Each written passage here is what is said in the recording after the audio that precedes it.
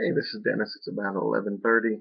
I'm making the fourth YouTube video because between the kids and just not liking it, I'm not even a perfectionist. Anyway, I'm doing mine on these big rocks that move across the desert floor in Death Valley National Park. They've been studying these things since the 1960s. I remember reading an article many years ago and being fascinated by these rocks up to 600 pounds or more, and they move across the desert floor and leave these little trails. You could see where they moved, and nobody knew why. Nobody could explain it. There were a lot of theories, a lot of hypotheses.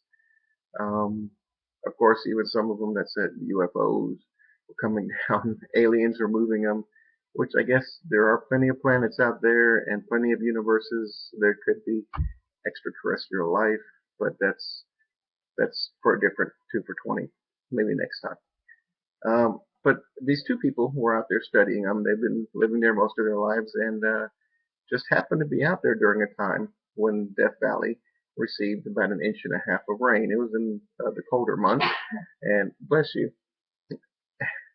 And sorry.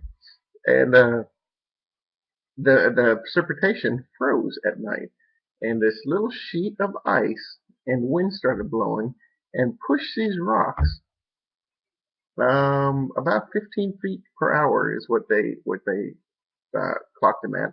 And they were, before that they were thinking it would take hurricane force winds to blow a 600-pound boulder. But here, this a little place that receives less than 2 inches of rain a year got an inch and a half one night when these two people were there, ironically, and they captured it and explained the mystery of how these rocks move across this barren Death Valley.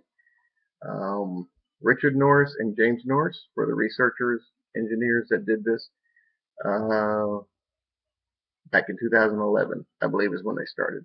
So I just give them credit for that. But my time's up.